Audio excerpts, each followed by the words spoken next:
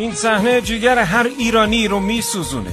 توی قسمتی از برنامه مهران غفوریان، درفش هخامنشیان، همان پرچمی که کوروش بزرگ روزگاری با پیام صلح و دوستی با آن وارد شهر بابل شد، مانند یک فرش زیر پا انداخته شده بود و شرکت کنندگان روش راه میرفتند و لگدمالش میکردند. میدونی تلخ کجاست؟ که مصریان میلیاردها دلار خرج ساخت بزرگترین موزه برای نشان دادن تاریخ خودش میکنه. امارات برای آرسنال ورزشگاه میسازه، فقط به شرط اینکه اسم کشورشون روی استادیوم باشه. قطر جام جهانی برگزار میکنه و تو مهمترین لحظهش دشتاشه روی دوش مسی میندازه. عربستان به رونالدو میلیاردها پول میده فقط یه استوری بذاره و کشورشون رو تبلیغ کنه. اونها برای به رخ کشیدن تاریخ و هویتشون جون میدن. ما اینجا نمادهای تاریخی و با ارزش ایران رو میذاریم تا بهش سنگ بزنن و جایزه بدیم. به نظرتون مشکلشون با تاریخ ایران چیه؟ به افتخار ایران و تاریخ پرشکوهش این پست رو لایک کنید.